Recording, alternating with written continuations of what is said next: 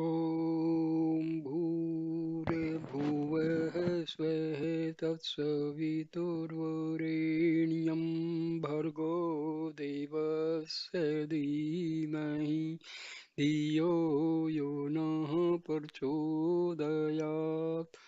ॐ शान्ति शान्ति शान्ति। नमस्कार दोस्तों, I will explain Brahma Vidya or knowledge of the ultimate reality, secrets of the percepts and the practice of self knowledge.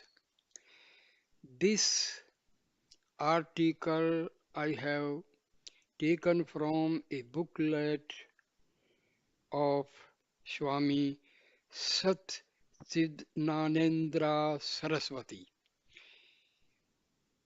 He was a great Jivan Mukta born in Karnataka state, and he was a great Advaitic Vedantist. So I will start the video. What is the greatness of Brahma Vidya? In these times, when the knowledge about the physical sciences has grown stupendously, it has become difficult for the people to show respect towards the philosophical science of Brahma Vidya, that is, knowledge of the ultimate reality called in Vedantic parlance Brahma. Atma Vidya, self knowledge. Now, rockets which land on the moon also have been produced, but it has become extremely difficult to attain a state of our mind which can reach out to the world of the self or Atma. Really speaking, even in the olden times, Brahma Vidya was not within the reach of everyone. Even in those times, someone person among thousands of people was attempting to gain this knowledge of Brahma. Even among those who were attempting thus, some one individual could recognize this reality of Brahma as it was. In order to indicate that it was difficult to obtain this knowledge in the olden times, there was in vogue a household saying, "What do you think it to be Brahmavidya?" This sentence was used by the common people to mean, is that task so difficult as Brahmavidya? In truth, Brahmavidya is not only a spiritual science par excellence but also a skillful, profound art. This opinion is implicit in the above saying of the ancient times. In these present times, when the interest and attention of the educated masses is increasingly directed towards the natural physical sciences, the number of people who dabble in Vedanta, which is truly the science of the ultimate reality, and query in the manner what is meant by Brahma Vidya and what does it teach us, is steadily decreasing in the face of the predominant materialistic attitude and approach that the physical sciences advocate and encourage. Brahmadevanam Prathmaha Sambhuva Visvasya Karta Bhuvasya Gopata Sa Brahma Vidya Suravidya Pratishthanam Athvayah Jayase Putraya Praha. Mundaka Upanishad. This is a shloka from Mundaka Upanishad. Brahma is the firstborn earlier than all the other gods or deities. He is the creator and protector of the universe. He taught Brahma Vidya, which is the substrate for all knowledge, to his eldest son Atharva. Brahma Vidya is that knowledge which the omnipotent Hiranyagarbha, who was the primogenitor, Mula Purusha of the deities of gods, taught his beloved son for the latter's spiritual prosperity and well-being. This knowledge is the final goal of all empirical knowledges. It was the belief of our ancient sages or rishis that if any knowledge was to be fit for the nomenclature of Vidya, it should somehow, indirectly at least, lead one to Brahma Vidya, that is, the knowledge par excellence of the ultimate reality of Brahma or Atma. Therefore, in the olden times, the authors of various scientific treatises had to depict as to how the scientific treatise they had formulated or written was a means for attaining Brahma Vidya. If it was not done, the honorable nomenclature of a Shastra, that is scientific treatise, was not earned by it. For example, if it is asked, what is the benefit accruing from the science of mathematics? The scholars were arguing in the manner those who do not possess the knowledge of that science cannot gain the knowledge of the positions of the planets and stars, as also the dimensions and the forms of the brick-laid sacrificial altar which are to be prepared in various sacrifices. By the practice of the religious rites or rituals of yajna, that is sacrifices, etc., alone, one gets purity of the mind or heart.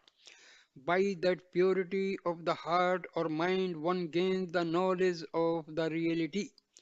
Thus, because it is indirectly a cause for moksha, that is liberation, one should necessarily learn the science of mathematics. There is no doubt whatsoever about the fact that if the ancient sages were to be present in these modern times, they would have had invariably argued in the manner. If the physical sciences too are properly utilized, they would serve as subservient means leading to or culminating in Brahma Vidya. Even today, Brahma Vidya possesses such a great value and profound benefit or utility.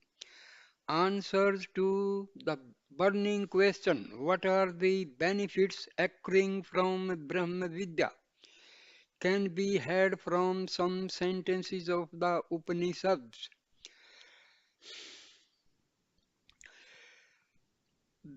Brahm, Brahma Vidya Panoti Param, Tetriopanishad.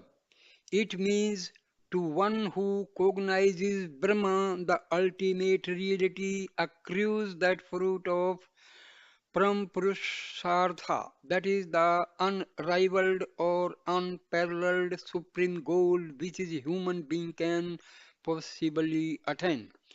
In this sentence, the fruit of Brahma Vidya is stated in a commonplace manner. What is meant by Param Purushartha, that is the prime purpose or goal of human existence or life, is not explicitly explained or elucidated. Yada sarve parmuchyante kamaye हृदयी शरीर था अथा मर्थो मृतो भावत्या Brahma समासनुते Kathopanishad. It means when all the desires which are lurking in a person's heart get released or liberated, then the mortal man becomes immortal. He will attain Brahma, the ultimate reality, here itself, while living in this body. That is, in this very life or birth. If one listens to this scriptural sentence about the fruit, one gets surprised as well as curious to boot. Is it possible to count and say that a person possesses so many desires in his mind or heart? Can it even be believed that those desires, all of them without exception, will leave us and relieve us? The one thing that is certainly known to all of us is that it cannot be asserted that a particular man has so many desires, let alone their becoming quiescent or coming to an end. As soon as one desire gets fulfilled, 10 other desires raise their heads invariably. Such being the case, to assert that all the desires become non-existence is merely to declare a false pronouncement and to make a tall claim indeed. Further, who can say that even one person who claims in the manner I do not possess any desire whatsoever, all my desires have been fulfilled, is met in this whole universe? Let it be to say that man becomes immortal. What sort of a daring, fearless statement it is! In the Amarkosa, that is the ancient Sanskrit lexicon for the word Manushya, which generally means a human being, the synonym is Marthya, meaning one who is mortal and hence ends up in death. Can the statement a mortal becomes immortal ever be accepted? Now, whoever that was famous in the past, is he alive? Even the rishi or sage who uttered the sentence, a mortal will become immortal, is he alive? Is the person who uttered this sentence a madman, or was he pronouncing such a sentence without proper understanding of its true meaning? Or are we who believe in such bizarre, uncommon statements ourselves madmen? Another statement of Vedantins which give rise to our curiosity, nay amusement is here itself a realized soul, Jnani attains Brahma, that is the ultimate reality. There are religions which describe colorfully in the manner people with merits punya after death go to such and such a celestial region. But those who wish to ascertain whether this statement is true or not will have to die first, because of the reason that there is not a single person who after death has returned to this world to report about his posthumous experiences. It is not possible to say whether the meaning of that scriptural sentence is true or not. But in this particular scriptural statement, it has been affirmed that here itself he will attain Brahma. How is it at all possible to attain this ultimate reality of Brahma, who is said to be the very substratum of all creation? Is there any person at all who has attained Brahma while being in this life? Is it, is it possible to know or cognize Brahma, get rid of all desires and become one with Brahma here itself in this life? If all this is possible and true, then we should necessarily, without fail and loss of much valuable time, make a sincere effort to attain the Brahmahood through this Brahma Vidya, self-knowledge or self-realization. If, however, it is untrue and improbable, then one is justified in blaring out that all this is mere mockery and in denouncing it downright. See, now listen to yet another scriptural statement about the fruits accruing from self knowledge. भिद्यते हृदय ग्रंथि सच्चिदान्ते सर्वमस्याव्यच केष्यन्ते चास्यया कर्माणि तस्मिन् दृष्टे परवरे.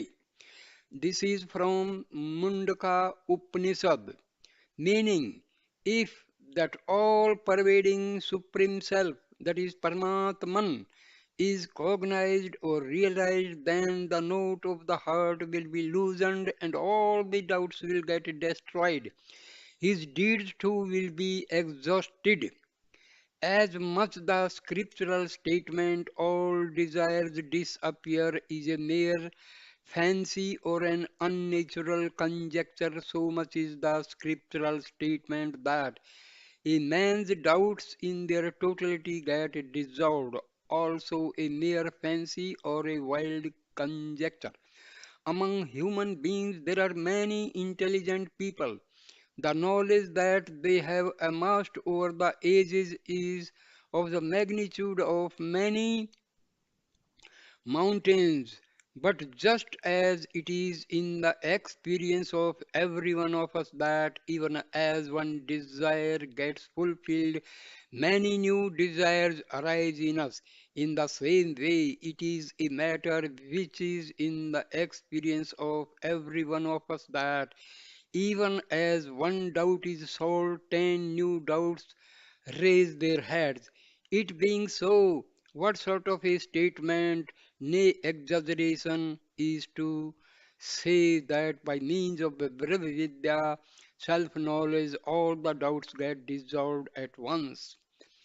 Let alone this objection too. Is it possible for all the actions, karmas, to get exhausted or destroyed? The actions, whether good or bad, that man performs in this very lifespan are themselves innumerable. Then who has kept an account or track of the actions that he or she has performed in the past endless lives? If it is compared to these total number of accumulated actions, those actions which are exhausted owing to the person having experienced their fruits are so small in number. Just as a person who takes loans brings day to day fresh loans on compound interest and spends them away by enjoying them, and thereby his loan amount remains permanently unpaid only. In the same manner, among the totality of our actions, sanchita karma, however much we exhaust our actions by enjoying their fruits, the number of those actions which we have not exhausted remain innumerable indeed.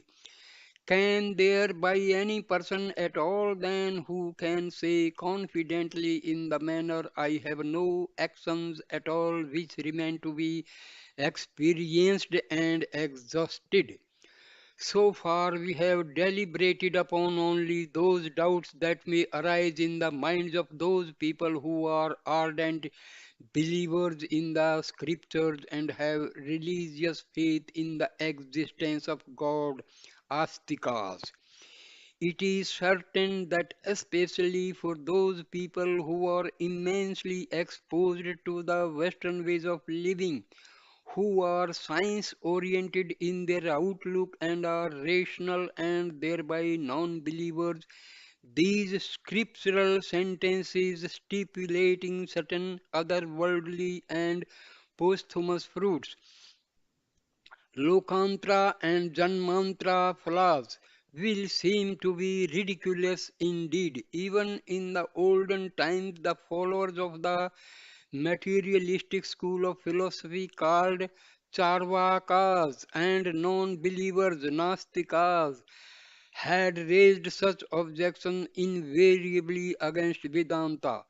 Whoever the scholar might have been that had formulated and founded the doctrines of the Charvaka philosophy, he is Brihaspati. In these days of stupendously advanced science and technology, there may be scores of such Brahaspatis, modern scholars who can outbeat and overwhelm the old Brahaspatis. Our present day youths are themselves forwarding before us all the arguments and disputations of such modern scholars. If Vedanta philosophical science is to be deservedly called a universally acceptable philosophical science, darsana, then it would become very essential to give a fitting and satisfactory reply to all of those objections or doubts raised by them in the present context. The mental makeup or the temperament of those people who do not have belief or faith in Vedanta may be of different kinds. Among them, some are skeptics, that is, people who think that it is not possible for anyone to get a scene of certainty or conviction of the type here and now the ultimate truth is determined. In Greece, in about 300 BC, one Paro of Alice was the founder of this school of thought. So the Westerners believe it is said that he had first of all propounded the teaching that neither the sensuous nor the mental knowledge deserved to be believed nor they were trustworthy. Nowadays, in the European countries, several schools of skepticism have come and gone. In recent times, David Hume of Scotland has propounded another theory of skepticism in the manner, the essential nature of being which goes by the nomenclature of I cannot be perceived, however much we may search for it. The cause effect categories are untrue or false. All that we know are the ideations or thoughts alone which are produced by our senses. The theory of perception, which propounds that only that much knowledge which is perceptible to our senses is certain, that too relatively real, can be called positivism. This theory was propounded and popularized by a French thinker called Auguste Comte. It is learnt.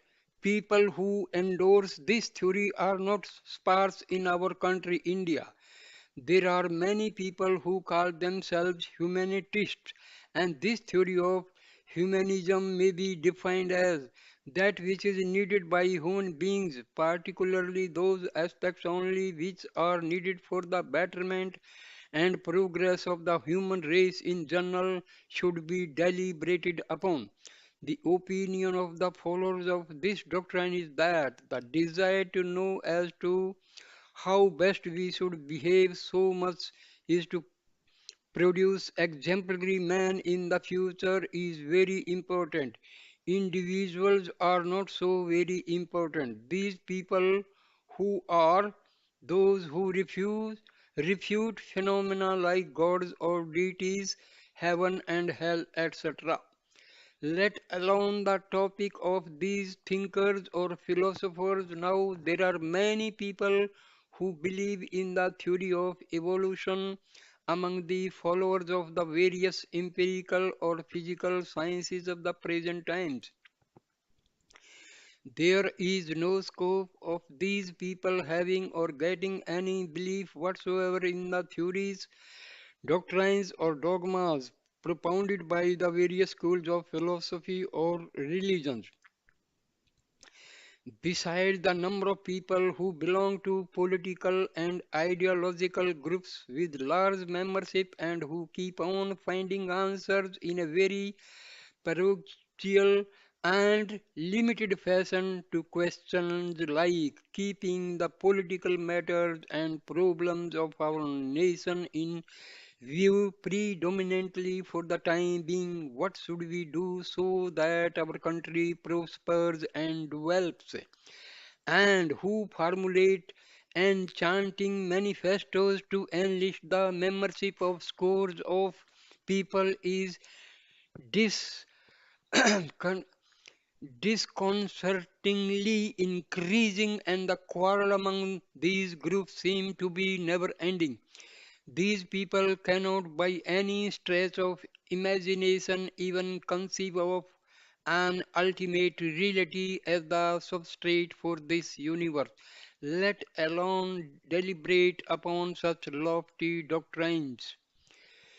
Thus, even in these times of highly advanced technology and science, when there exist many kinds of school of skeptics and non-believers who are extremely materialistic in their outlook, by God's benign grace, it is found that side by side there exist many people all over the world who believe in the teachings of the spiritual science of Vedanta, and that is happy agree. These people show an unflinching faith in the Gita statement. I will uh, give only the English translation. Gita, which means there is a slok, but I just give the meaning, which means one who is an ignorant person and who does not have belief or faith in the scriptural teachings and is thereby a skeptic gets doomed without attaining the ultimate purport or goal of all human existence. The fact that even in these modern times one can preach the Vedantic truth so that they are reckoned or recognized by all people can be comprehended by us from the life history of Swami Vivekananda, who toured many Western countries and overwhelmed great scholars and thinkers of the West by his enlightening and enthralling lectures. In the next chapter, we will make an attempt to delineate the method of comprehending the purport of the scriptural statements, stimulating certain fruits which were mentioned here in this chapter.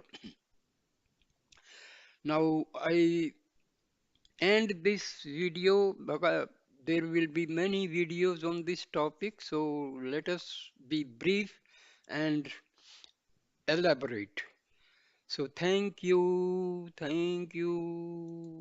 God bless you.